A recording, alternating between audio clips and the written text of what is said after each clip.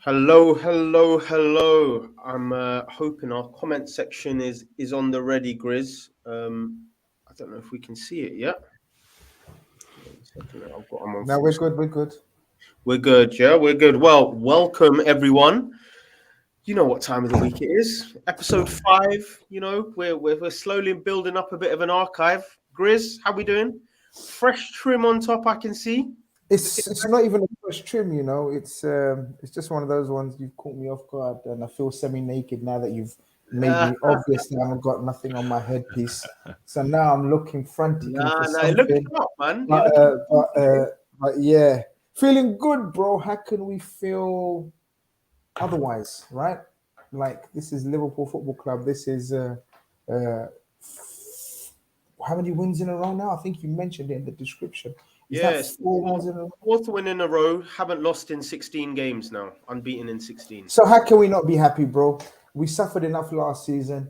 You know what I mean? It's one of those situations now where you take every glory for what it is, enjoy the moment, you know, all of that stuff.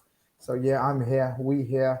And thank you. Thank you. Even though it's my own channel, I really, really enjoy talking to you guys, man. Thank you very much for uh, letting me come on and speak on your show. Nah, no, of course. And we are joined by two knowledgeable, passionate, brothers who are immersed deeply, invested heavily. Mike, debut on KopEnd Khanage. Welcome, Doctor. Bro, listen, I'm glad to be here in esteemed company. So looking forward to talking all things Liverpool with some good brothers. Good stuff. And Marco, by no means last. How we doing, my brother? Bit of a throwback kit. Ale, ale, ale. That's how I'm feeling today. Ale, ale, ale. You know, No, the question people yeah. ask. You know, question people ask when they see like kits, and they always say, "Which player does it remind you of?" Like when they just put up the jersey, which kit does that remind you lot of straight away off I the see bat? Sturridge, man. I Yeah. only see. Courage, Sunderland away. Yeah, Sturridge is the yeah. first person that Yeah. comes to mind in this. What Straight. about you, Grizz? Who do you see? Well, passing it. Who we don't pass? Who No, do you you're not gonna take the piss and leave it. Just leave it. You're gonna say John You have to Flanagan. say it now. You have Nah, to. just leave it, man. Leave it. I'm finished, Go on. You have to now. bro. That kit. I don't know. You said Sturridge, yeah, straight away. Yeah, 100% Sturridge. Like Mike said, that's the Suarez Sturridge. First time we got to see the SAS. Suarez, okay, no problem. But I'm gonna leave it to the chat. Chat is it's a bit off the cuff, but who do you think? Who do you think of when you see that kit first, straight away off the cuff? That Black and that purple. that that kit, wonderfully worn by Marco. And guys, in the chat, Grizz, you might want to put a tweet or a something out. Come on, guys. The chat's normally popping. We need you all to start getting involved, start joining in. And of Tweet it out course, now. we always like to start with the same. We've got Joe Allen there. That's a good one. Bro, he smashed it. Bro, Now he you're smashed thinking of- it. Oh, two people thinking the same as me. Harris and Ayanda. Yeah, Yeah, fair No, enough. add Grizz to that as well. I'm sorry. I thought Joe Allen straight away, bro. Throwback, call it what you want. Maybe bad memories. I see. The thing is, I never necessarily said good memories. I just said, who does that remind you of straight away? Joe Allen, man. Harris, bro.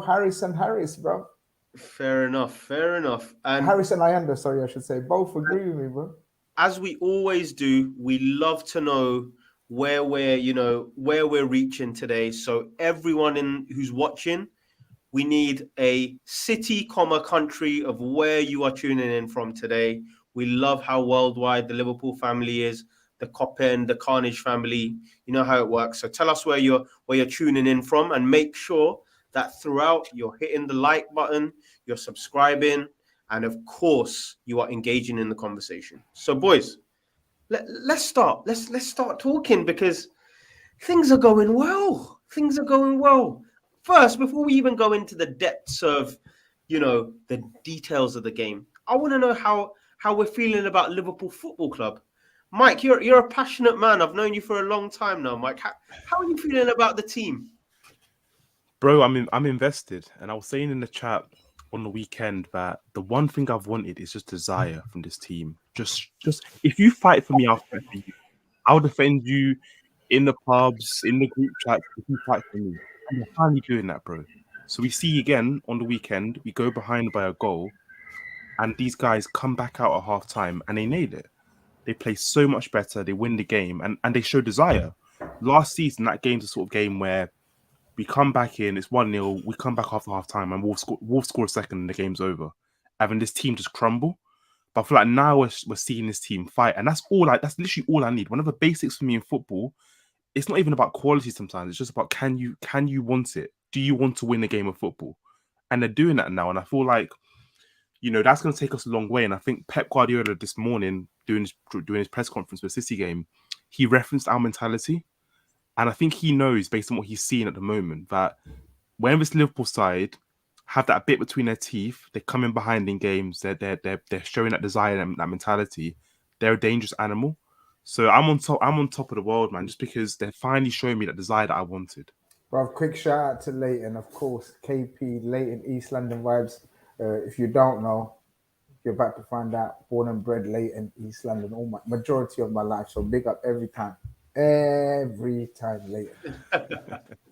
Well, what about you, Grizz? Are you? I think with the way Mike's talking and the amount of belief and fight seen in the team, have you extinguished those demons from last season completely now? Are you carrying any baggage from last season, or is it a fresh slate now with all these good results? It's totally fresh slate. And that's exactly how any fan wants to be like demons, as you call them, are the worst for a football fan, because you can never settle and enjoy a game, because you always have demons. You're always thinking, oh, you know what? We've seen this story before. Oh, man, we've seen this script before. I don't know about the rest of you guys, but this team, this set of players gives me a different energy, and it gives I'm me... in love with this team, bro. I'm in love with this team. I'm telling you that already. now. Listen, and this is not me saying we're going to win the league, we're going to do this, we're going to do that. I don't give a shit what people interpret from what I'm saying. What I'm saying is how I'm feeling. Do you know the difference? So I'm feeling the energy of this team. I'm feeling the belief of this team. And I'm feeling what's the word I'm looking for? The evolution of this team. And where it takes us, we don't know. Yeah. We don't know where it's going to take us. But as football fans, when you watch a game, when you watch your team, you need to, like Mike said, you need to feel the energy and show us. And then we'll show you the same energy. So right now, if you're gonna ask me how I'm feeling energized, I'm feeling fresh, and I'm feeling like, when's the next game? And that's, as a fan, that's all we can ask for and do. And Grizz, the key thing for me is just that being on a journey again. Like, I don't know where the season's going to end. I don't know if we're going to win the league, win Europa League, win the FA. I don't know what we're going to win, but I know I'm about to embark on a journey with this team, and it's going to be special, and that's all you want as a football fan, that hope, that belief. And Marco, of course, when it comes to hope and belief, there is no man who gets more carried away than my brother Marco. Grizz, I mean, you haven't known Marco a long time, but the names that get mentioned and the shouts that I mean, I've seen Marco lose probably bordering on thousands of pounds after one good Liverpool result. The bets that fly Marco's way in a group chat. Marco, I hope you put some money aside for this season, man. How are you feeling? Yeah, most definitely. Today I feel Liverpool, to shout out Infantino. I'm feeling good, I can't lie. As Matt was saying, there's a level of desire that's back in this team. Even just to quote some stats in it. Szoboszlai has contested 50 duels over the same period last season. Henderson contested 30. Our captain contested 30 duels. And that wasn't games that we were comfortably cruising in where he didn't need to make those challenges. It was games where we were struggling. We struggled in that Fulham game. I don't know how we got a point. We struggled in that Crystal Palace game. Similarly to some of our games in the beginning of this season, we went a man down in that Crystal Palace game quite early on. And unfortunately, our captain wasn't able to step up and give us something that our new number 8 is giving us. So today I feel really good, man. I see a lot of promise in this team. I don't want to get too gassed.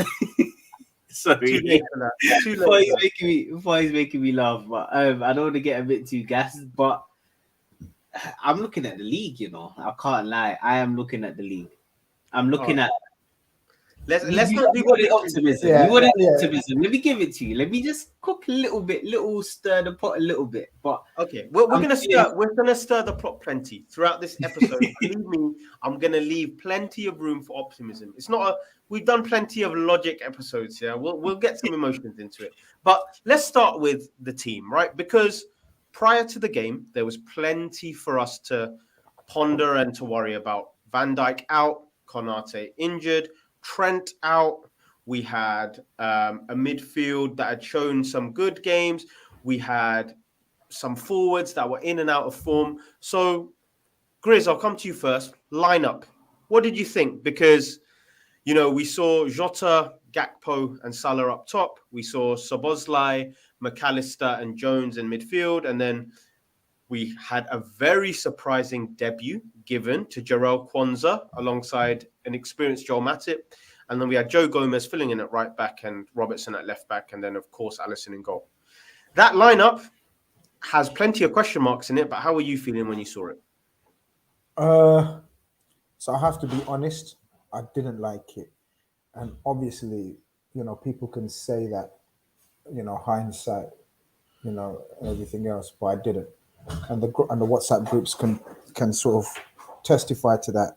I pretty much anticipated the front line was going to be that, especially with Diaz and Nunes away on international duty, and I'm talking South American international, as opposed to playing in Europe like Gakpo and Jota were. So I anticipated that front three. I think the plan from Jurgen Klopp was to, especially without Trent, was to play McAllister in there so as to have more control, more possession, and ironically stay in the game until the artillery come in later on in the game with the second half and everything else with Nunes and Diaz off the bench. I think his plan was to play a controlled game as opposed to go for the throats. I think he knew that he may not have the energy or the vibrancy or the legs to go gung ho, and I think that's why he picked this team. I think it was a mistake. I'm not sure if he would admit it in hindsight. I don't know if he has in the press conferences or something since, but I for the life of me, I didn't understand the McAllister inclusion. It was so apparent. It was so obvious that McAllister was so off the pace. And don't get me wrong, so was Szoboszlai and Curtis Jones. But when the actual, the orchestrator, which is McAllister supposed to be, is off his game, it generally, not always, it generally affects the rest of the players around you, because he's the dictator of the tempo, so to speak. Can I ask a question then? Do you think that the fact that our deputy in that position, which would be Endo, the fact that he actually plays the furthest away, if anything, do you think that actual squad planning part is a bit of a... I'm not saying it's a bad decision, but the fact that every time Endo's also going to travel, he's going to cover a huge distance as well. No, but this is the weirder thing. Check this out. Endo played in Europe. Oh, is that where Japan played? Japan played in Europe. So that's what made it even more confusing. I didn't understand. So he was fresher than he'd usually be. He was fresher. So if Endo's not going to play in this game, I thought, when is Endo going to be given a game?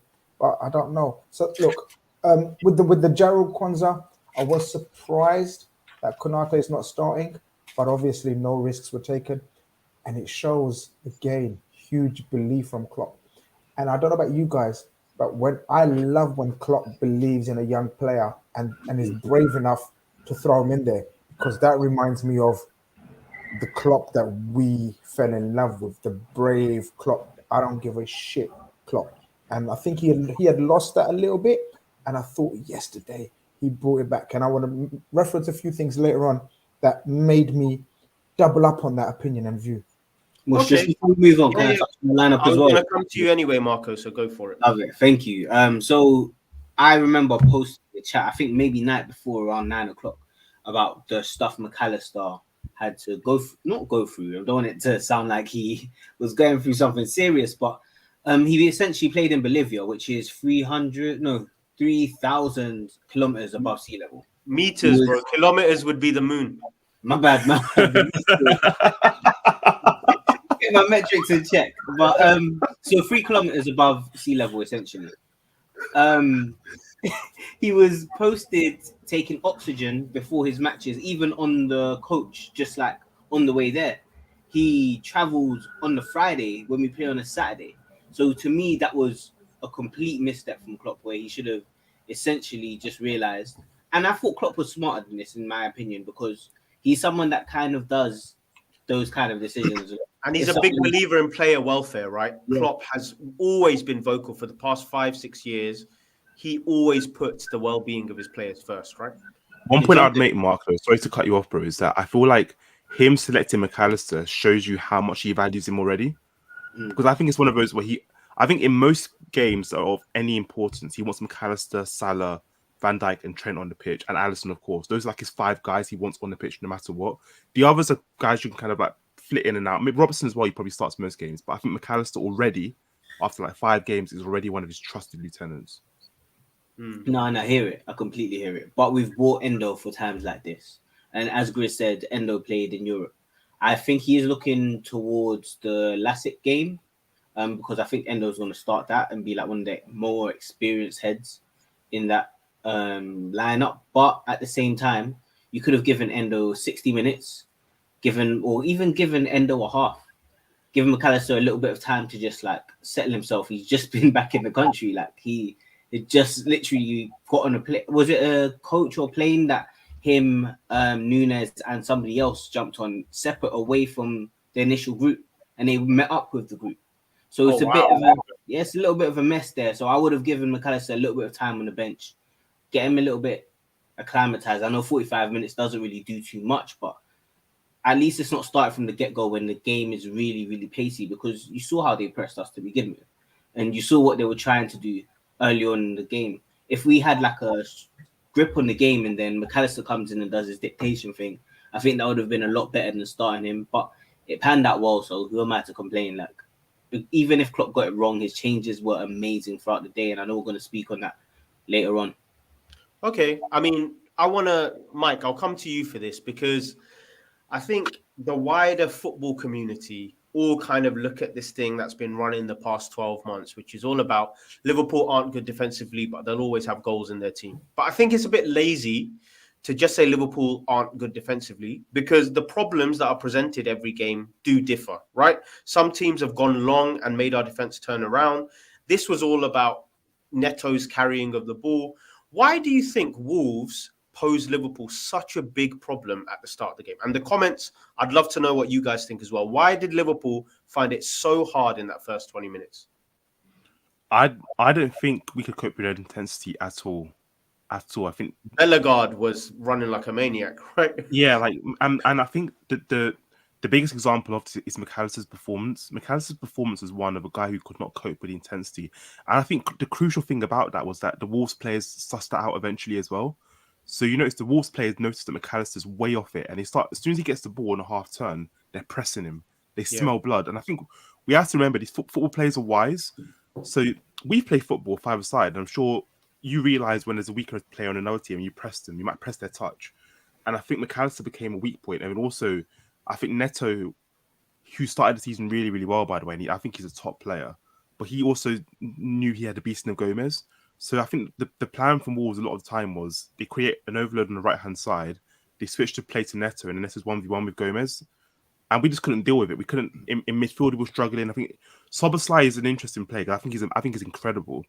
But often he can do too much because he's so good, and because he can do so much. He gave away the ball so much, didn't he, in that first half? Yeah, the first half he was forcing it too much. Even when, what was annoying, because there were periods in the first half where we were settling into some kind of tempo where we could create some chances, but then the final action was poor. Like it was rushed. It was chaotic. So I just feel like we struggled with Wolves' intensity and their game plan to get Neto isolated 1v1, and then conversely, when we had the chances to maybe have a spell of possession, we were so poor retaining possession, and McAllister was just like uncharacteristically bad in possession. Szoboszlai as well. Jones was peripheral. Gakpo was peripheral. Salah was peripheral. You know, so just a combination of all of those things just meant that it was a bad first half. And Grizz, I mean, ultimately, a good way of relieving pressure is, of course, to create attacks for yourself, to build some possession and move up the pitch as a team. So I know that people look at when a team are struggling, they look at the defense, but the attack didn't give us anything to push Wolves back with, right? And why do you think the attack was struggling to connect and get involved in the game so much? Good question, man. I don't know. I think it was systematic throughout the team. And sometimes you have days like that where for 20 minutes, 3 or 4 players of your opposition are having the game of their lives. And 3 or 4 of your players are having nightmares.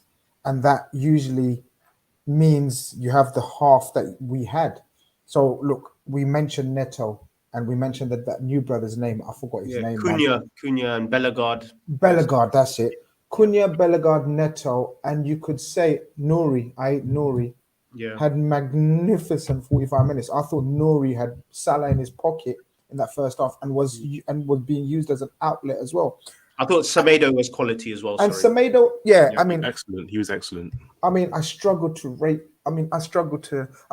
such a bias against Semedo because overall I think he's crap. So I struggle to give him credit, but you have to give him credit. You know what I mean? I can't be that unbiased, Chris. Calm down. But Semedo was good. You're right. And that's what hurts even more because he's so rubbish. And if Diaz started, he would have finished him. But and the guys that we've mentioned, Matip and Gomez. I don't know if you want to touch upon the tactical. Yeah, you touch on it, man. Go for it. Again, we know Klopp's amazing and we love Klopp and everything else, but that was a mistake. Whether that was Pep Linda's idea or Klopp's idea to try to replicate Trent from right back, it was a bad move. It was very lazy, I thought. Like, you've got to adapt to what your players are good at, right? Like, you're not looking at his skill set at all if you're asking him to do what which we done in the second half. So in the first half, we're trying to make him do something that he's not comfortable with.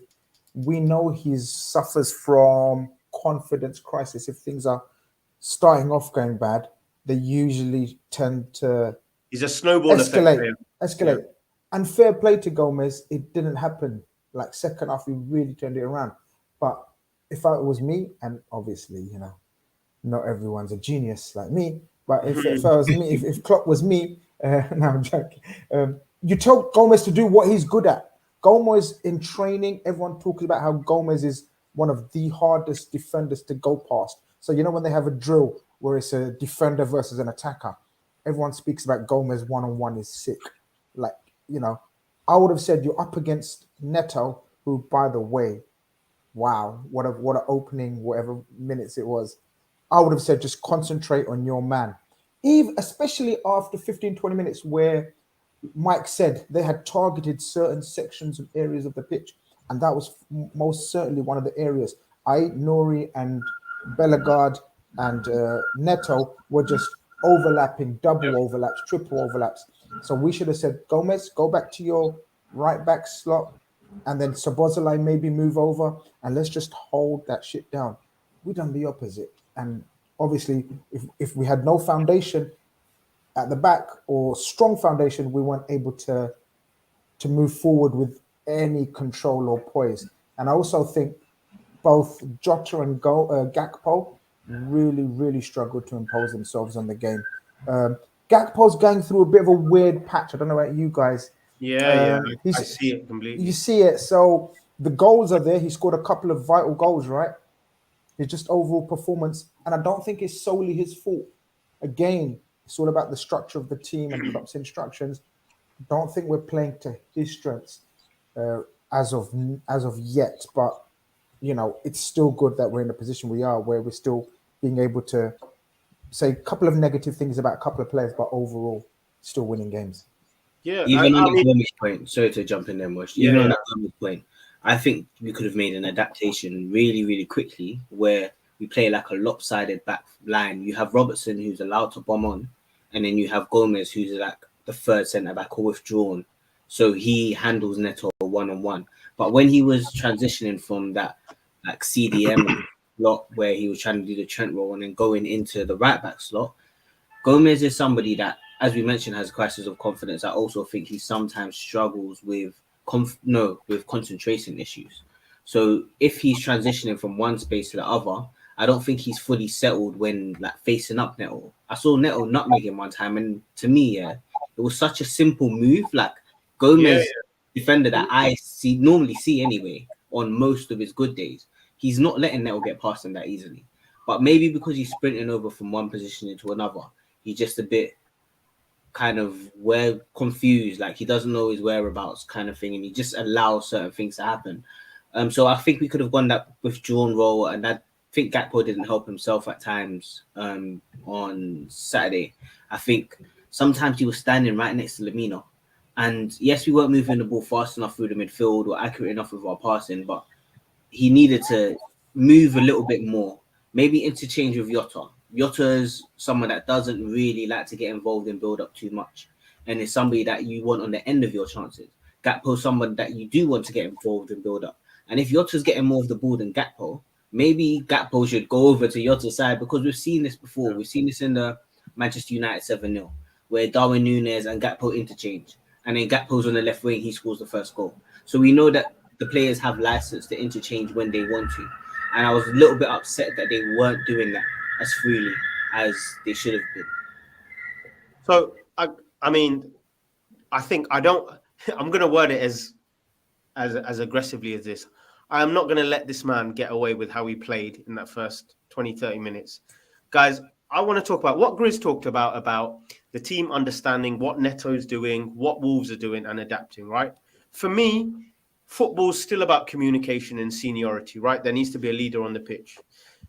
The defenders on the pitch, there's a kid making a debut. There's a wing back on the left side who's 27, 28, and there's Joe Gomez who's 26. But we have a defender there who is 31 years old, who should be the leader of the team, who I would argue had the worst half of all of them, right? And that was Joel Matip, who for me offered no instruction, no leadership. Grizz, I mean, we talked in pre-season and you saying you're convinced he's finished. I mean, Mike, has he shown you anything to say otherwise? And is Joel Matip looking like a dependable member of the squad this season? I think no is my answer. I mean, in second half he was improved. He was much improved on and off the ball. I think on the ball, when Matip starts games for us, you want him to offer that pass through reliance and build up. And in the second half, he was doing that a lot. Even in advanced areas, actually, he's picking up and playing some nice balls. But I think, given the context of who started in our defense in that game, you know, a young kid, Joe Gomez at right back, Matip should be a vocal person in that defensive line, and he just wasn't. You know, he wasn't helping. Quansah actually plays better than Matip in the first half. Quansah looked like the senior defender. Literally, he looked like the team. Matip like McAllister was all at sea at times. He was giving the ball away too. You know, so Matip's a really weird player because we've seen him perform well, and we know that he can actually at times. There have been periods where he has been as good as Van Dijk for us. Like that's the level we're talking about this guy reaching. So it's really odd when he's a senior defender in our team. So on the weekend, he's the man alongside a 20-year-old. He doesn't ever step up and show that quality. What's changed though, Mike? What's changed of how he defends now versus anyone really? What is different about how Matip chooses to defend now compared to when he was at the top of his game? I don't look. You're setting me up. Right, because I'm just asking the questions, all right? No, you know what you're doing, man. I don't want to speak on Matip again and again and again because then it becomes the guy, you know. Cause I usually criticize people for this, for having a bias and an agenda against one player. I always try to look for the positives and the collectives, whether it's negative or positive. You ask a question like, "What's changed?" I genuinely believe, Mush. I genuinely believe he hasn't got the physical attributes. And it's so apparent. It's so visible to see. That piece of defending, right? Now, don't get me wrong. Neto burst through 3 or 4 of them, right? But Matip's seen him burst past two or Yeah. three of them. You got plenty of time to prepare, right?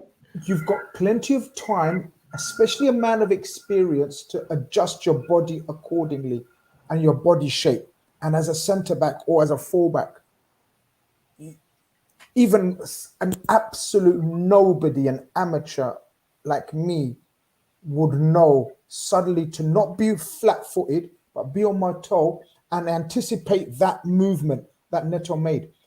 Don't get me wrong, Neto was magnificent, but was it a double drag back? Was it a step over? Was it anything? It was basic tackle and pass and move, and you could see that move coming from 10 yards away. And this is what annoys me about Matip. He was flat-footed. His body shape was ugly. I love Joe Matip. What a character, what a personality. Free transfer, a legend of the football club. But it's going to cost us if we have to rely on him. We got away with it on Saturday. We're not always going to get away with it. There's absolutely no doubt in my mind. Jarell Quansah was much better than him. We really need to speak on him, by the way, because Gomez this was the worst period of the game. Gomez got roasted. But Gomez was so preoccupied with being Trent, being right back, and covering Matip essentially, that I think it was unfair on Gomez. Now, Gomez has been horrific last season, but I think the first half issues, unfortunately, a lot were down to Joe Matip. Yeah, 100% think so. I think even Cunha's chance where he doesn't head it properly stems from Matip losing the ball in the middle. He tries to and I think he gets surrounded by about 3 Wolves defenders. Correct me if I'm wrong, anyone in the chat, but I think that's where it stems from. He loses the ball, then he starts trying to track back, and as you see him run, you can literally tell that he's lost so much pace. He's struggling to keep up with the play. Neto's not even with the ball yet. He's just like dribbling with it, like just started to progress it a little bit because he's trying to face up Gomez. But it looks really bad for him, and I think the positives are heavily outweighed by the negatives at this moment in playing Joe Matip. I think he has been a good servant to the club for a long time. Oh, he's been a magnificent servant. But it's time to go. It is time to go. And when we start saying it's time to go, it's not because we don't like him anymore or anything. Like, Joe Matip is still a quality character in the change room. It doesn't change what he's done. Yeah, it doesn't change anything about what he's done. It's just at this point in time when we want to start pushing back for top 4, getting back into the Champions League, potentially challenge for a league title this season, he seems like he will cost us more than he would add to us. Yeah. And I don't want to get to a position where I hate him. I agree with None Your Business. Basically, he says Matip has dropped off so much since that season where he was one of the best in Europe on form. Seems age and injuries are taking its toll on his body. It's a natural thing. But what do you think about this comment from Pasillo? He says centre backs don't make comebacks. Like once they go bad, it's very difficult for them to regain that. Is there any centre backs that have been written off? John Terry. Was he written off when he came back? Yeah, there was a period. So John Terry, there's a period where under Villas-Boas he's not playing, and he actually, when he plays, he looks poor. And then when Mourinho comes back, he hits unbelievable form, plays 38 games, and they win the league. So it's happened before. I mean, obviously that's a top level player, but it's happened before. Yeah, I'm trying to think of anyone else in recent memory. Obviously, we're seeing like a Van Dijk resurgence towards the start of this season and towards like the back end of last season, but. Van Dijk could be a magnificent example, but let's hold fire. Yeah, it could be a magnificent example. I need to see that. I'm with you, Mike. I'm totally with Mike there. I need to see way more. Yeah. Other than that, I can't think of anyone else in recent examples across the league or across anything else. Maybe. Nobody. Yeah. Okay. Fair enough. I can't think either. What I do want to talk about, because we've obviously all assassinated Matip there, rightly so. Yeah, it's not nice, man. It's not nice, but it needed to be done, man. Sometimes, But I really, in the toughest part of the game, guys, I want to celebrate the young man making his first start ever for Liverpool, a huge mammoth in Liverpool Football Club. What a performance in the toughest circumstances possible in that first half an hour. Grizz, you always celebrate young players. How did it feel watching Jarell Quansah, who he hasn't been hyped up like a Varane or a Levi Colwill. This is just a kid who's come into the team, but he looked a top defender, didn't he? So I've got a very good friend who's been telling me about this fella, and he said keep it. He's an FM legend, from From 17 he's using years on old. FM all the time. So from 17 years old, this guy's been telling me, watch out for Quansah. He's going to come through the ranks. Watch out for Quansah. He's going to come through the ranks.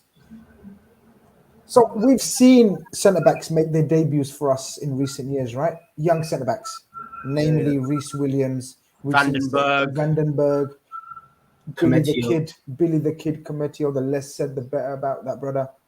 I don't know about you guys, and I don't want to get ahead of myself. We try and keep it basic, but this guy's got a different, and I'm going to use that word that's being used as a joke for Van Dijk, but he's got a different aura to the rest of the brothers that I've mentioned.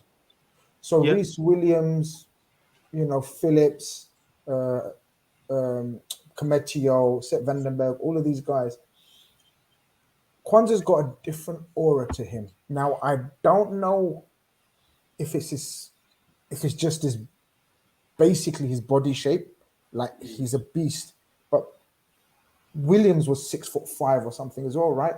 Phillips, it was Reece Williams. Reece Williams, but he didn't have that frame. Yeah, Vandenberg's quite big, but he wasn't quick, right? They all had their deficiencies. This looks like the prototype of centre back that if you make him, you make the image of a centre back. This is how you make him. Now you don't know how he plays, but you'd make the image and the car. You see where I'm going with that one, right? You'd make it look like Jarell Quansah. Grizz, none of your business is making a great point, and I think everyone, if we were watching the game, we would have seen it. Quansah was doing this amazing thing that when there wasn't a pass on or we weren't ready yet to move the ball, he was just like rolling the ball over his foot, waiting, looking around, a few drag backs, just being like, nah, we're not ready to play yet. You guys wait. I'll give you the ball when you're ready. I mean, Marco, normally a kid making his debut is going to pass it 10 yards to the man next to him just to avoid even being noticed. To have the confidence to do that in your first ever game, I need to repeat that. If your first ever game where you're starting, what is that saying about this kid? And to make it even worse, first ever game, so make it even better, first ever game that he's starting and we're 1-0 down, and he still kept that composure. Yeah. Funny enough, so as I alluded to before when Grizz was talking, so to me, this is an FM legend, isn't it? This is someone I always used on FM. He was a right defender and a centre-back on FM, so I've not seen him play at all until this season, and I guess pre-season.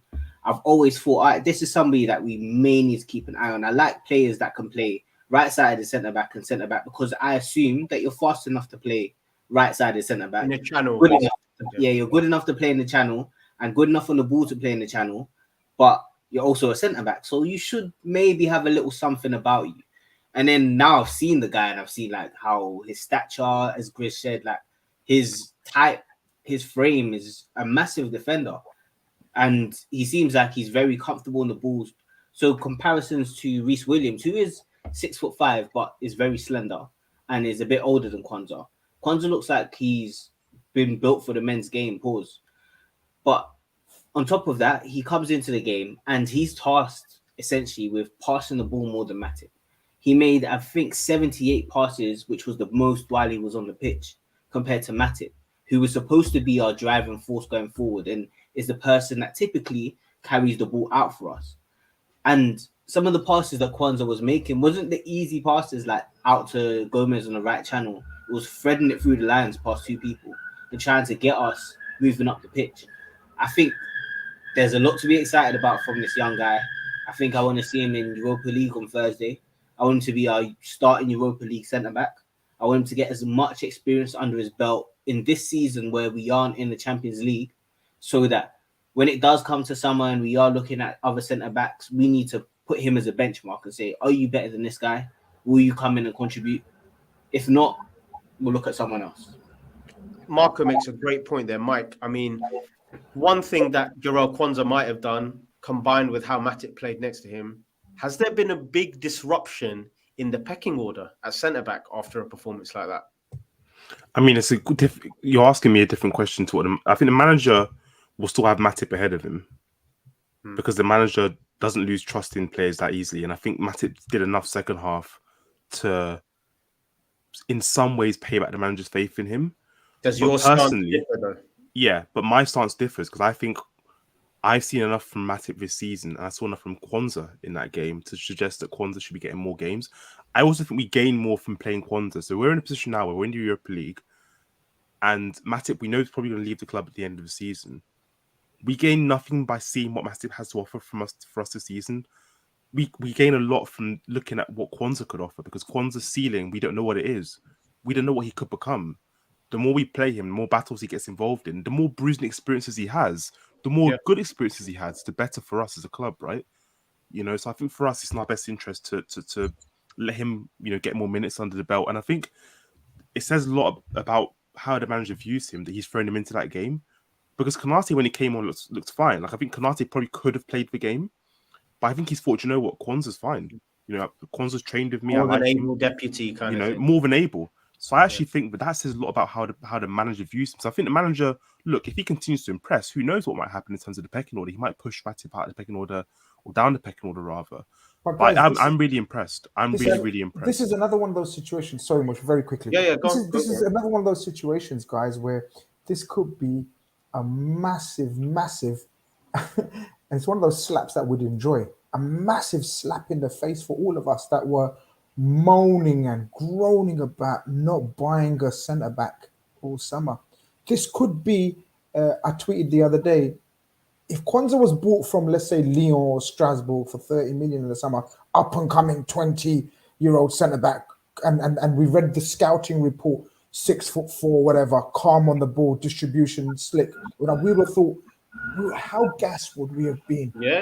About that debut. It's true though. The grass isn't always greener, right? Like, yeah. So if this guy turns out to be, you know, saved us 30-40 million pound, and we can maybe invest that in a fullback area or somewhere else on the pitch, then it'll just show you, like, sometimes we have to, as much as we don't know, sometimes we have to know the background work being done. Maybe he impressed on the tour and preseason so much, and it shows. Mike's right. Klopp threw him in there. Klopp, not only could he have played Konate, he could have played Endo, guys. Endo is a centre-back by trade. So he could have easily done that. He could have played Gomez, and then I don't know who he could have played right back, or he could have played Endo right back. There's changes that he could have made very easily, but he persisted, and he was brave enough to play Quansah, and he was the standout, guys. Even amongst mayhem and nastiness in that first half, he was the one guy that was showing the mostest. And just to underscore this point, by the way, if you remember the season where we have every centre-back injured, it felt to me like the manager was forced into playing Reece Williams and Nat Phillips that season. So if you remember, it comes towards the end of the season where they both get that long extended run in the side. Whereas with Quansah, the manager said, "No, I'm gonna play from the off." And maybe it might be that he's learned from that season, but I also think it says a lot about how much belief he has in the player. I want to know from the comments, by the way, one thing I am interested in. Jarell Quansah, where do you guys rank him in the pecking order? So if Van Dijk and Konate are 1 and 2, what number is Quansah for you guys? Is he 3? Is he 4? Is he 5? Where do you guys think Quansah should rank? It'll be interesting. I'll do a quick little poll. But the reason why, and look, people are saying, let's not do this. We still need a centre back.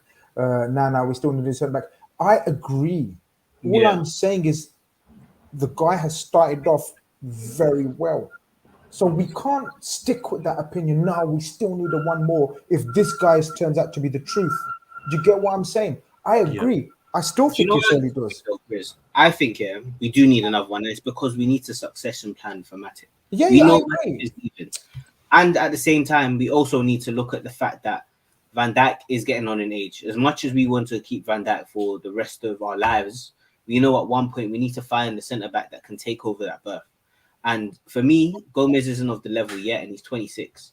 I don't think he gets much better at this stage of his life. I know centre-backs do peak a little bit later than anybody else on the pitch, maybe bar goalkeepers.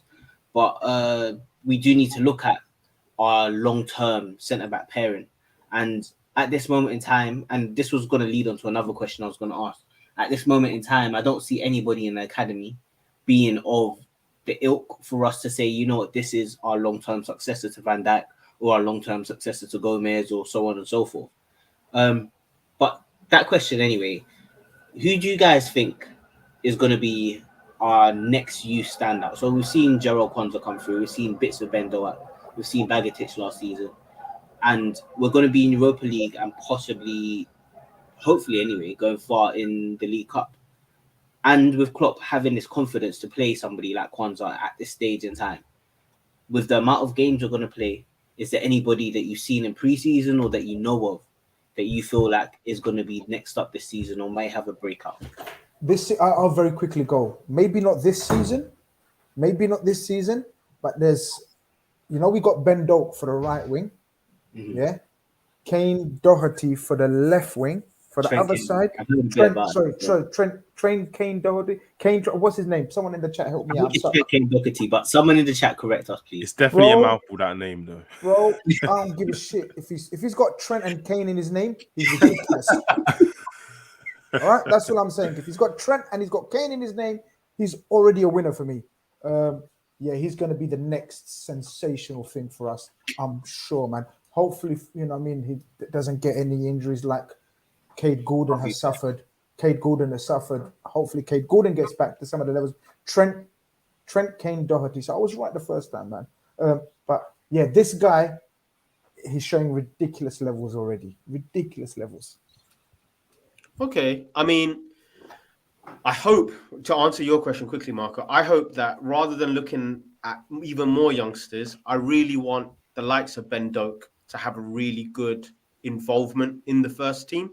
Maybe not in league games, but especially in those Europa, those cup games, start in the groups. You know what I mean? I don't want to see Mohamed Salah using up energy in Europa League group games. This is where Ben Doak should have a platform, because it's hard to come on at minute 80 and adjust to the pace of the game and work out what's going on to actually have an impact. You need to have 90 minutes to work out what you're doing.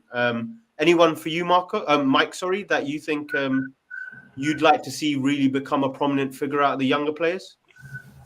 Ben Doak's an interesting one for me because I'm a big fan of his, but I noticed some flaws in this game that I hope over the course of a season he can iron out, because I think there's loads of raw potential there. And I think if he irons out some of the flaws he has, I think one of the main flaws is he's a very head-down dribbler. So he never really picks his head up when he dribbles. He's always head down. And when you do that, you just end up running in a straight line and running down blind alleyways. And I feel like if he picked his head up with the kind of intensity and his ball carrying ability, he'd be a much better player for it. So actually, for me, I want him to get loads of games so he can develop and iron out some of those flaws in this game, because I really feel like once he does, we have real in my hands. So he's the one I'm the most interested in, just because he's an attacker, he's exciting. He's got that kind of like raw energy. Like, he reminds me a bit in many ways like of Rooney. No, obviously nowhere near as good as Rooney, but like Rooney was kind of like bustling, broad, stocky forward. Like Ben Doak is like that. His physical traits like stand out. Like, he's really stocky and powerful. Do you know who reminds me of? And obviously it may be before some of you guys' time. Mark Overmars. Overmars. Yeah, I can see that. Mark Overmars was very head down type of player, even though he was Dutch. He was intense, wasn't he? He was intense. This guy's got a lot of Mark Overmars about him. Michael Owen, a lot of people have said that, and I see that as well. The young Michael Owen. I get that, but this guy's strong.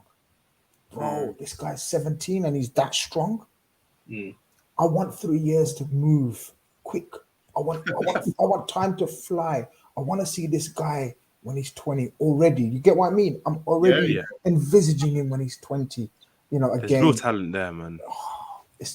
You can't, that kind of ability and not ability, what's the word? That kind of physical attributes are God-given. You can't teach physical attributes. Like, you're either strong and fast or you're not. That kind of physical attribute is God-given. And like Mike says, now you enhance that by playing him. That's the only way he will. You also can't teach aggression, by the way. That's one thing he has. Aggression, a player, if he's not aggressive, will never start becoming aggressive further down in his career. So I think that's huge for him. But I do want to talk about the second half, guys, because for all the misery in the first half, Jurgen Klopp, guys, our manager, rather than making changes at minute 80 when James Milner comes on, we're seeing some proactivity here. Grizz, we're seeing some great subs. We complimented him at Newcastle, changed the game at Villa. We're looking at another game where Jurgen Klopp has, spotted the patterns of the game and completely flipped it around. It adds to the theory, philosophy, opinion, call it what you want, that Jurgen Klopp, I feel, came to the end of his era of that team last season in terms of tactics, in terms of trust, in terms of philosophy, in terms of everything. And I'm so happy to see what you just said about Jurgen Klopp being so proactive, because we wanted to see a new dynamism throughout the team, and that includes Klopp and the coaches. So, yes, I was absolutely, again, that was one of the reasons why I was confident, sort of saying, just stay in it until halftime, because I knew he would make changes, as opposed to seasons gone by where we thought he's not going to change it anyway. He's going to give them another 15, 20 minutes to prove him wrong or prove themselves right. Yeah. You know what I mean? But this guy, he didn't give a shit this time. And you know what? I was telling you earlier that there was other signs that made me really smile and get excited and hyped.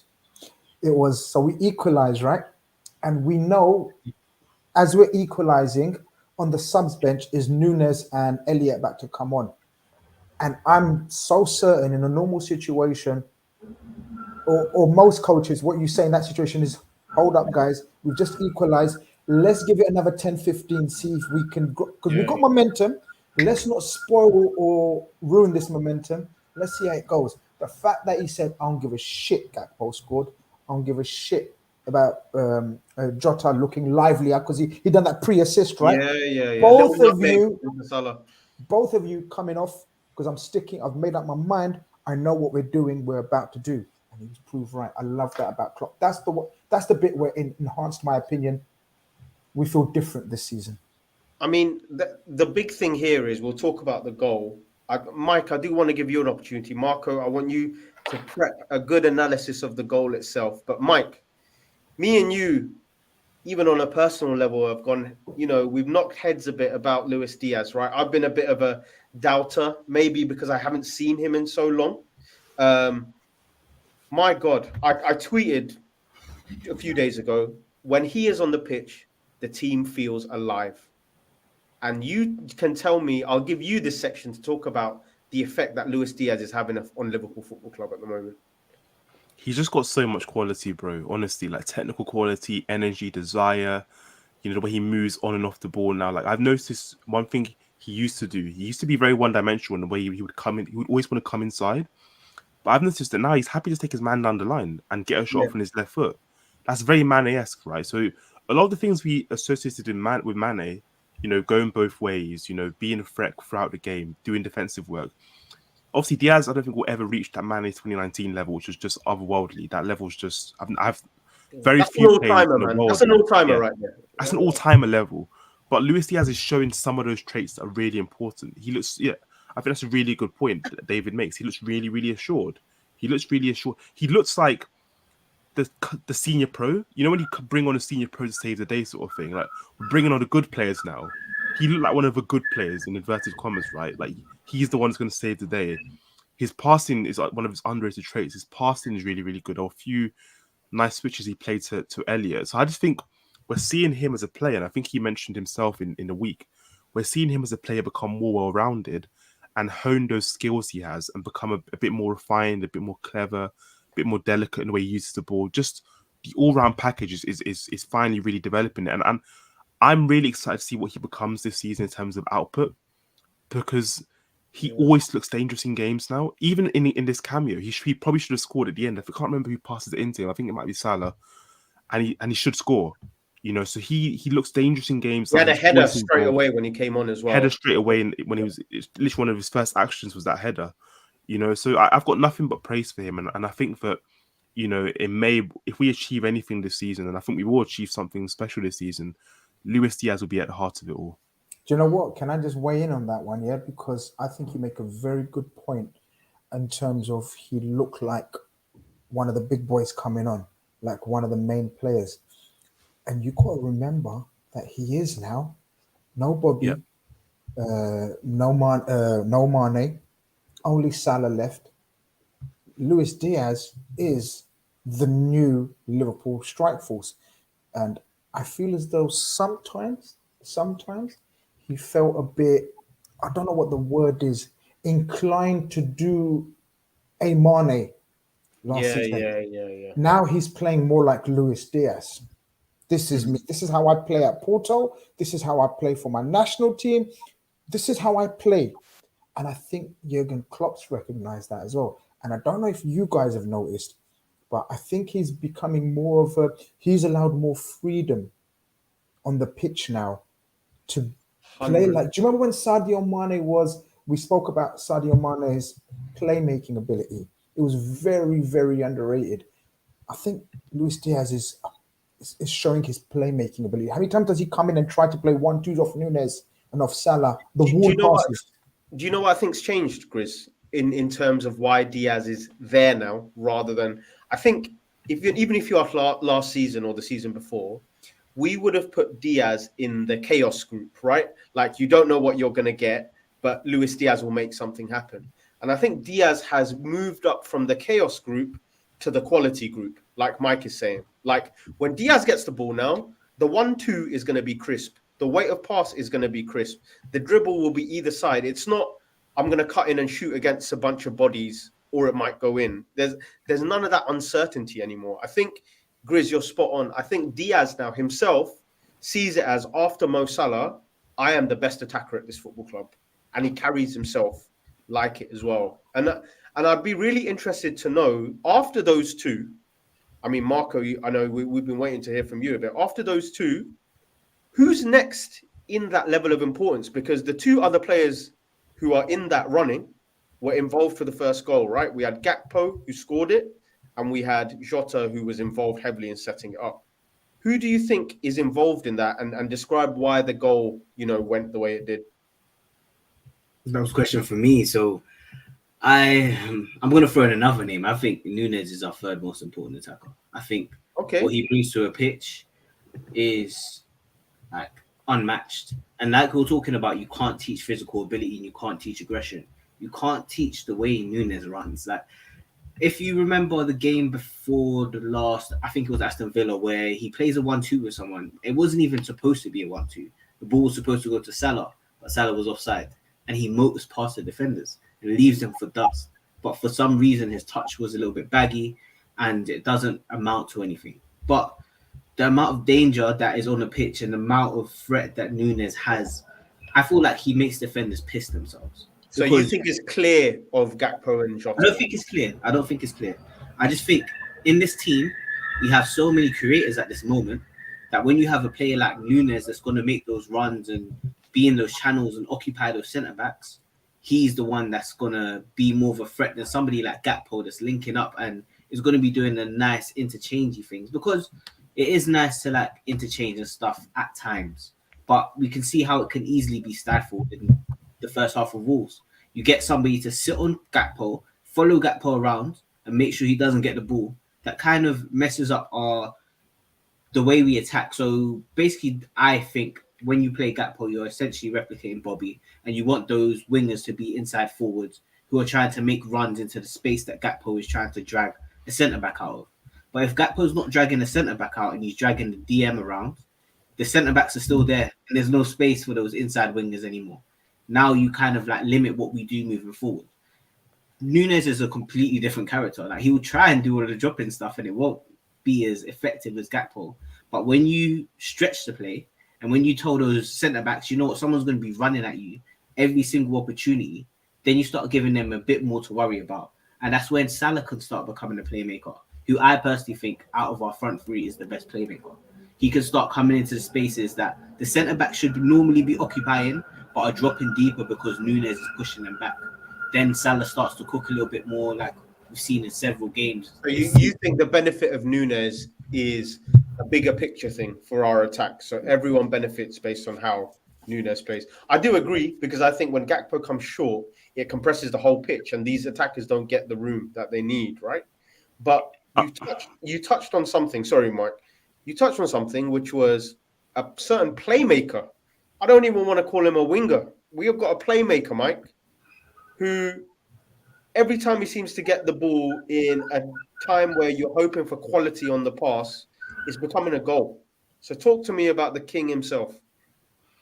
Oh, that second half performance? What a performance! Honestly, I think the first thing is the manager deserves credit for moving him inside. So you guys spoke earlier about how Aït-Nouri played Salah well, and I think in games against Wolves, Aït-Nouri has often done well against Salah. It's weird because Salah often gets joy against him, but then also Aït-Nouri also does well. It's one of those good tussles where it feels really balanced. What the manager does is he moves. You know that? Sorry, Mike. He's one I'd take. I'd take absolutely. from Wolves. Yeah, I would take him. If they go down, I'll take him. Absolutely.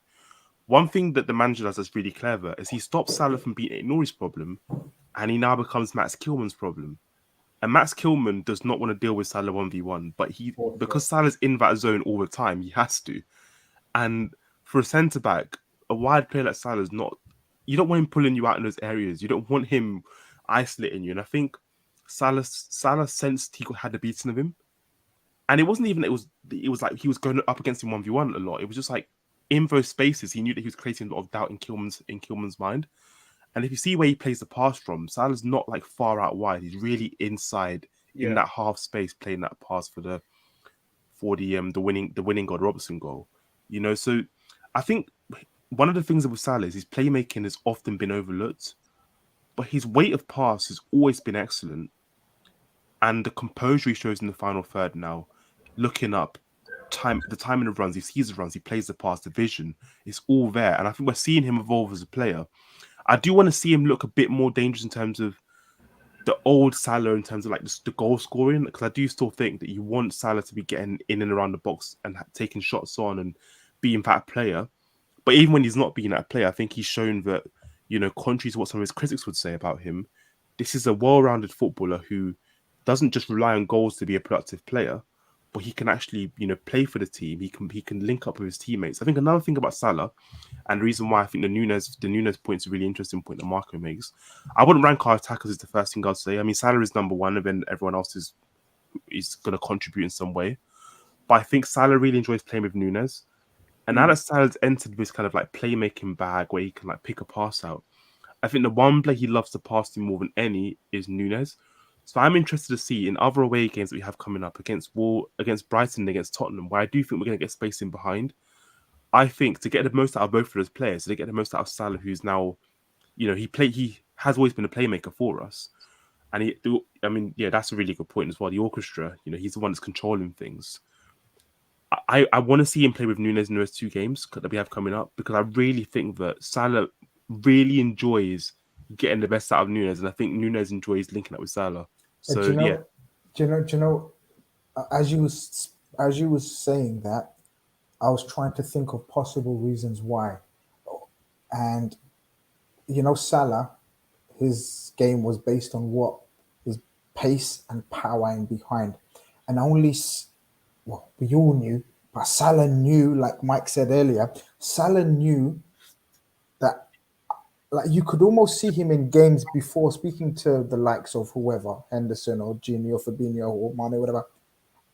I'll finish these defenders and fullbacks. You just keep feeding me. Salah now knows, because Salah's mature, man. Salah's very intelligent, man, right? And he's coming to the other side of his career, right near the end. So he's maturing, he's evolving. He knows, and he trains with this specimen, like Marco was talking about. He knows this kid, Nunez, is lightning like Salah was, is strong like Salah was. Yeah. So he knows, you're me. You're going to be... What would I have wanted? What would I have wanted? So the weight of pass, how many forwards, how many attackers have we all seen as they get older, they evolve, they redefine their roles? Benzema, Sheringham, Dwight York, to name even a few. Suarez stopped. Harry Kane, Suarez. They became playmakers. They don't lose their touch in front of goal. They might lose their physical capability of making the repeat runs, but they add the ability to create. And the weight of pass is all about experience and being a fellow attacker who knows exactly. How many times has he put the pass? Even for Robertson, we'll go into it. Sorry for skipping it too much. Amazing. But Marco, how many goals have we seen Salah set up where the attacker doesn't have to do shit? Yeah, it's in your stride. It's literally in your path, and right? That's when you know he's on the wavelength of attackers, because he is one. And all his life, he's been asking for these passes for certain people. But do you know what I mean? So, yeah, man, you touched upon Salah. Salah's just... We were having a massive debate in one of my WhatsApp groups. And it's a Liverpool WhatsApp group. But there's a massive argument. I don't know what you guys think. How close is he to being the greatest Premier League player ever? Like, how close is he? Which conversation is going to be in a conversation soon to be the greatest Premier League player? Alongside, I think he needs to win it. He needs to win it one more time to be exactly back. I think the only thing that's holding him back is the amount of times we've won it. If we had won it 3 times now, it's a very different conversation to. We've seen those numbers.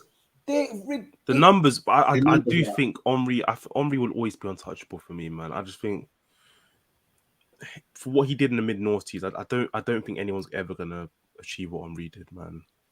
Then personally, I think KDB slightly has more of a claim than Salah at this point in time, purely because of what he's doing at this moment in time. I can't take KDB ahead of Mohamed Salah. Mohamed Salah is a phenomenon, bro.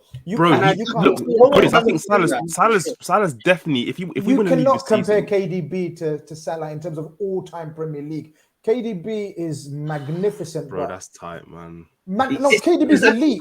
I would love it to be undisputed. And when I want to have these conversations with people, I always try to be somewhat empathetic to their side of things. So when I would say, oh yeah, you know what, Salah is scored more goals than KDB, has I wouldn't even say had better performances than KDB, because I can't say that with confidence.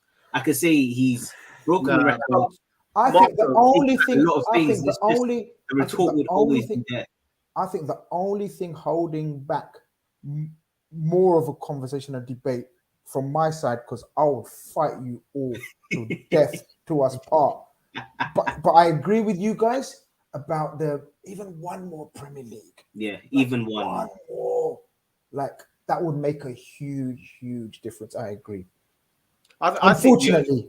The only difference for me between KDB and Salah, which is in Salah's favor, is KDB for big parts of the season does not have to play well for his team to stay. Great point.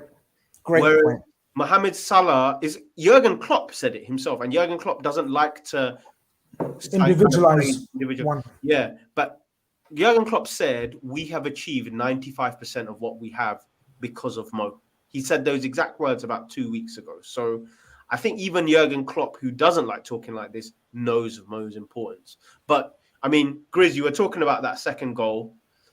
So just before we move on quickly, one thing that I think we understated was Szoboszlai's role in the first goal, where he drives past like 2 or 3 players before trying to lay it off. I'm happy to talk about his second half performance entirely, because I thought the moment we went 4-2-3-1, where Jones and Szoboszlai came into the middle, this guy is good at everything. It actually scares me. Like, you want to relax, you want to keep possession, come, I'll hold. You want us to go forward? No problem. I'll beat 3 players. You want me to create something? Cool. I'll clip it over the top to Robertson. Like, what the hell have we bought here, guys?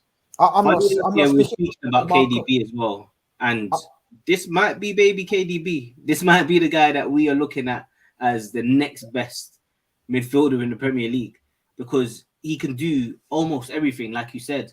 And I don't remember if it was on KopEnd Khanage or actual KopEnd, but I was saying I want a give me the ball midfielder. I want somebody that's going to say, give me this ball and I'm going to make sure something happens. It's all going to go through me. And boy, Szoboszlai is that guy at the moment. Sorry to interrupt, Grizz. Carry on.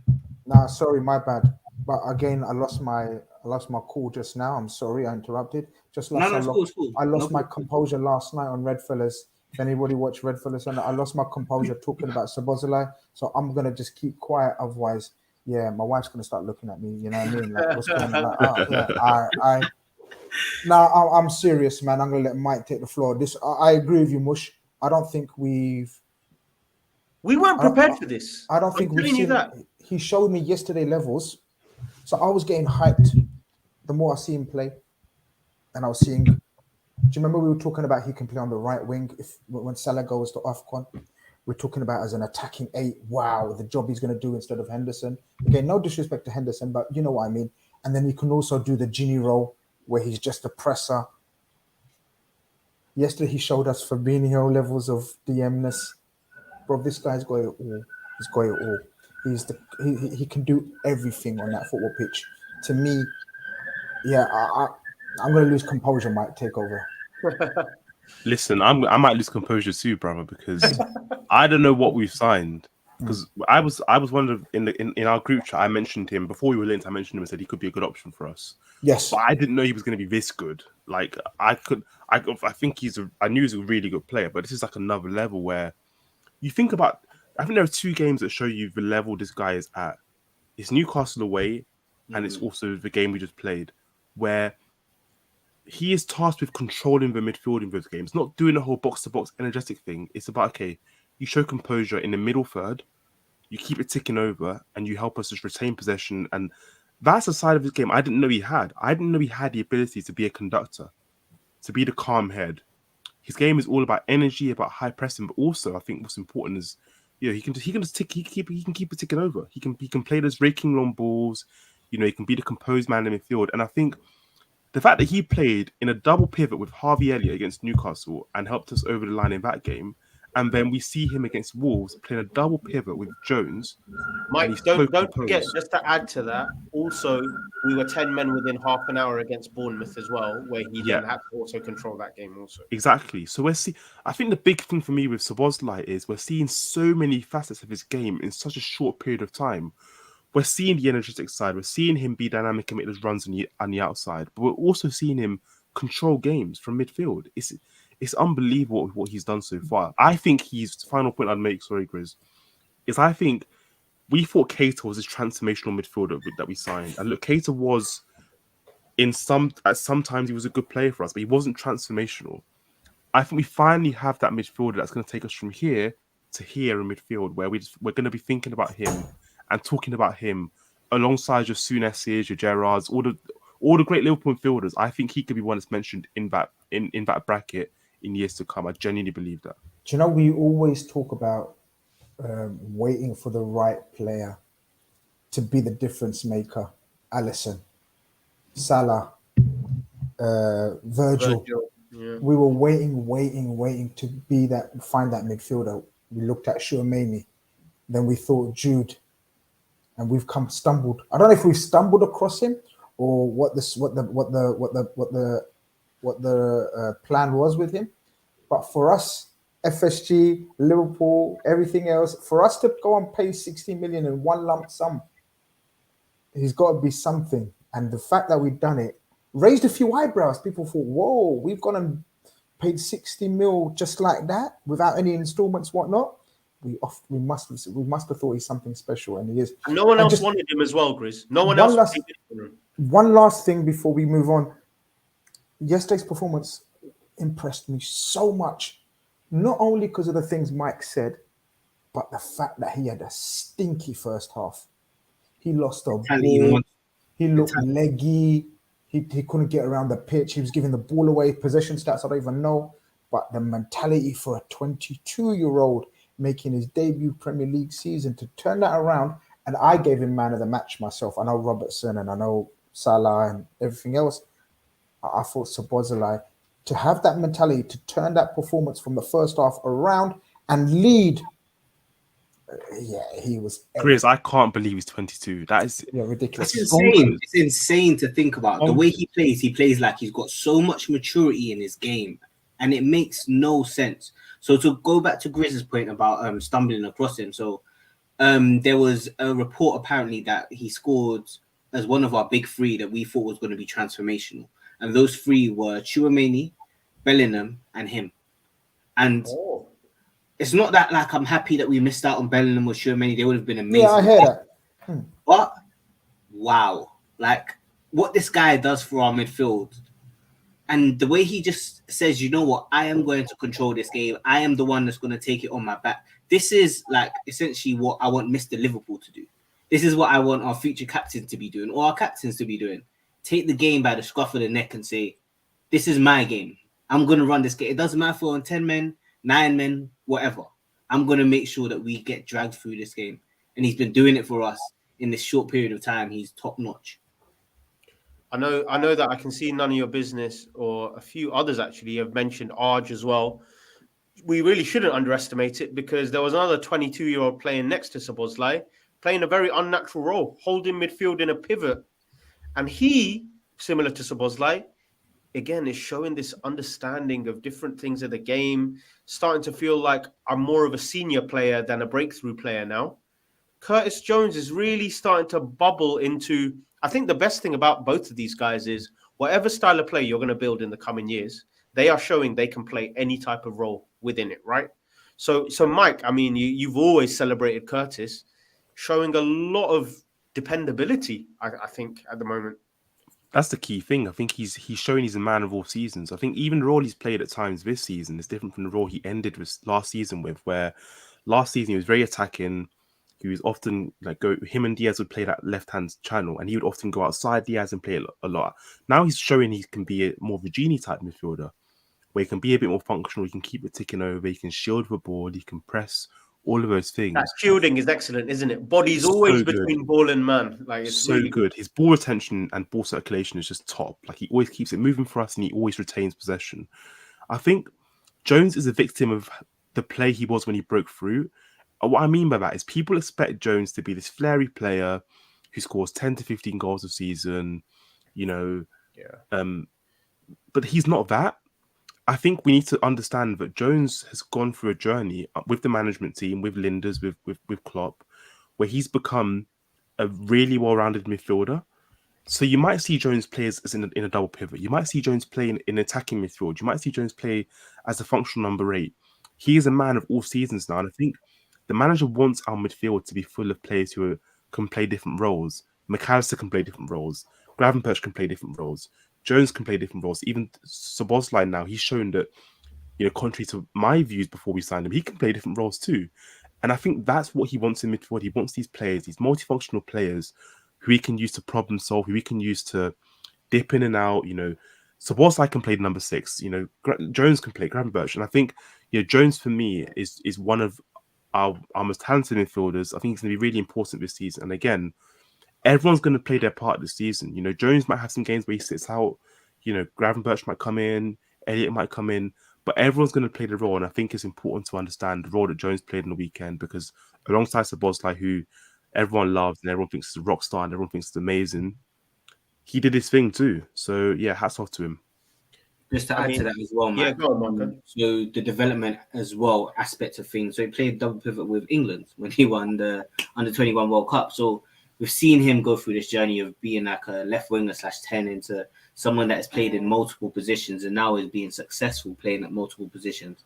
And I think it's really interesting to note that when they were looking at Gravenberch, reports have come out that the team have said they wanted to get a versatile midfielder that can play in multiple positions. So just talking about what what Mike said about Klopp's view and wanting loads of people to play different positions, I think what Klopp wants is essentially total football in that midfield. So if somebody is out of position, somebody else can fill in extremely quickly. Because one thing that he's been saying quite a lot is we've become flexible. So post-match on Wolves, he basically said one thing that changed, and one of the reasons why Robbo was able to get into the position he did for the second goal is because we've become flexible. Having people that can play in different roles and are comfortable in different roles of the pitch, can foster different combinations. And we've seen some of the best teams in the world have players that are able to drift into different spots. Let's say we take Barca, like prime Barcelona, everybody would interchange just because it unsettles defenders so much that what do you do when the person that you're supposed to be marking is suddenly 50 yards away from you and then somebody new is like sneaking in behind you? It makes you so unpredictable as a team. And I think that's kind of what we're trying to push towards.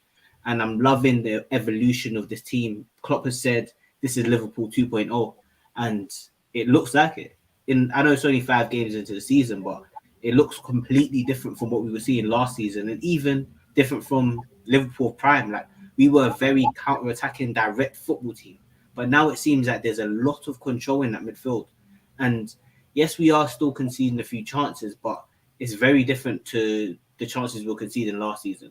It's more of chances because of maybe like a mistake or something like that. People are individual errors. Yeah, individual errors. Nowadays, there is so much control in our midfield that I'm happy to put our midfield up against the best midfielders in the league. Like, I'm not really frightened when we go away to City. Let's see what happens. Like, who knows? We've got Szoboszlai, we've got Mac, we've got Jones who may start, we've got Gravenberch who may start. These guys can surprise us in terms of just controlling the ball, being comfortable in there. I think that Spurs game is going to be the first midfield test. I think because Spurs' midfield especially has looked excellent with Bissouma, Sarr and Maddison. That's going to be the first time where we're going to see a quality versus quality thing where we can. No, I think we saw it against Newcastle. I don't think we should underestimate it against Newcastle either. Gamares, Tonali, circumstances of the game are still weird with 10 men and Joe Linton, Gamares, Tonali. I mean, that was much heralded, much vaunted. Even the Villa midfield guys, Kamara, Douglas Luiz, and McGinn. A lot of people rave reviews about that as well. So I hear you though. The Spurs one, because Bissouma is being outside of Liverpool. Bissouma has been the standout player of the season as well. Yeah. I wanted to ask quickly, guys. Obviously, we're coming up slowly to the end of the show, but I really do want to know. We've got this Europa League game coming up in less than 48 hours' time. I am so interested to know from you guys, what do you want to see? What kind of lineup do you want to see? And is there a particular player that you really want to see in this first game being important to the side? Grizz, we'll start with you. Yeah, I'm excited about it, because of the fact that the players that we've mentioned that we haven't even seen. I guess the obvious answer will be Gravenberch. Yeah. I just want to see the brother. You think he's guaranteed to start on Thursday? Yeah. I'd say he intentionally didn't go away with Holland, didn't he? Because he said that he wanted to get match fit. Yeah, I say Gravenberch is guaranteed to start. Sugar Saint says Doak, of course, but that's too obvious. Like Doak's my guy.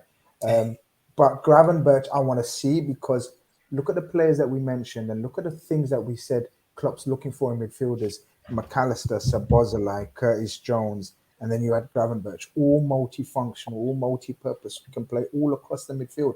And let's see I'm intrigued to see how we utilize this Gravenberch. This is what's exciting me. Is he going to play him as an 8? Is he going to try to mold him into a 6? I guess Endo's going to play as a 6. Or is he going to play alongside Endo, like a Curtis Jones and Szoboszlai? Umer is saying Bajcetic is back for then as well. So Bajcetic as well. So I'm intrigued. But Gravenberch, you know what it's like when you got a new toy, a new shiny toy. You want to play with that. The old are good as well. Like, you know what I mean? PS5 is good, PS4 is good, but PS6, come on. You got the VR headset, yeah? Okay. Yeah, come on. Mike, what about you? Who are you looking forward to seeing, especially on Thursday? I think Gravenberch for me is the answer as well, but also Endo. I think I would love to see Gravenberch and Endo together. I think Endo has been unlucky in the circumstances in which he's had to play. So he's had to play with 10 men. He's come off the bench a few times. But I'd like to see him given the full 90 where we can see what he's about, because, to my knowledge, he's the only natural holding midfielder we have at the club. I know the club and the manager, and there's been stuff leaked about, Klopp potentially wanting Gravenberch to be a 6. And I can see that happening. But right now, Endo's the only natural number 6. So I'd be happy to see how he performs and what his level actually is. I want to find out more about what his level is, because if his level is higher than we think it is, it might be a case where you can trust him in some games. Maybe when you go to Spurs away, Endo can play that game because you think, okay, you know what, Spurs are a good side. We need maybe a more functional player, more defensive player in that midfield setup. So I actually think for us, we gain a lot by seeing what Endo is as a player. And I think for me, Gravenberch is exciting because I'm such a big believer in his talent. I worry about the mentality side of his game, and I want to see what he is, and I want to see how he carries himself, what he's about.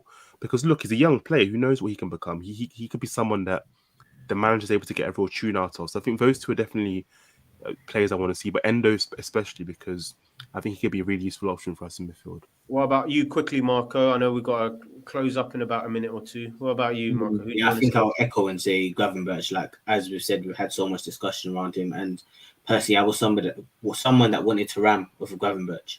So it is interesting to see like what he is able to display, how he's able to be used, if he's playing the 6, and if he's able to diligently have that defensive nous that we need from somebody of his quality.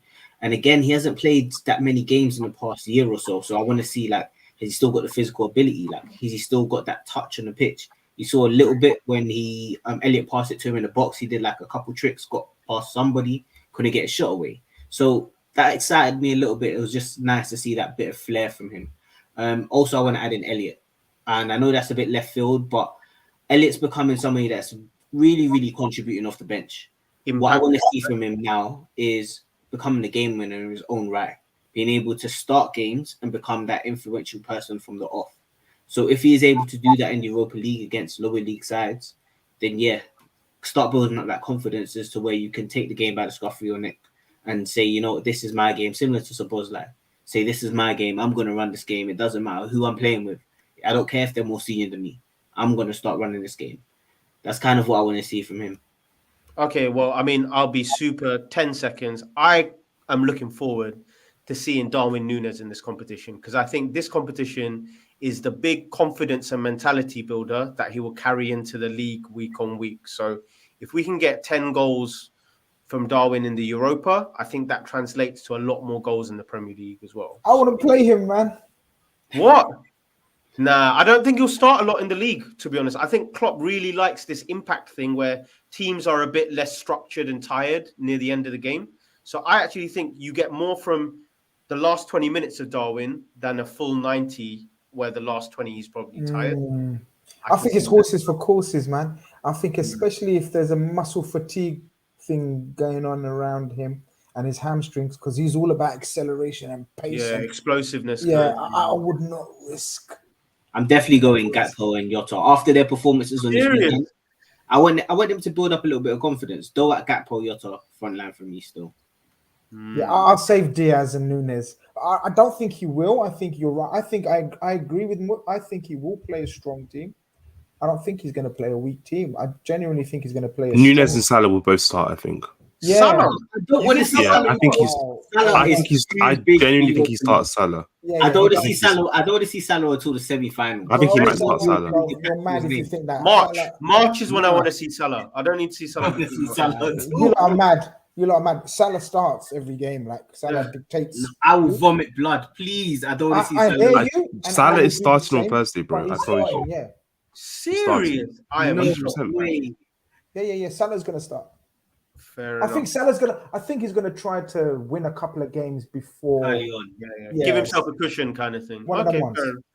Right. Well, guys, I really want to thank everyone in the comments. I want to thank Grizz. I want to thank Mike. I want to thank Marco. Grizz is moving over to the Big Six that I'm sure we'll all be tuning into. I need to see some Toby tears as well, so I'll be tuning in. But thank you so much, everyone, for joining us. Love always. We are in the same place next week, and hopefully we'll be talking about 2 Liverpool wins by the time we meet again. Thank you very much, guys. Peace.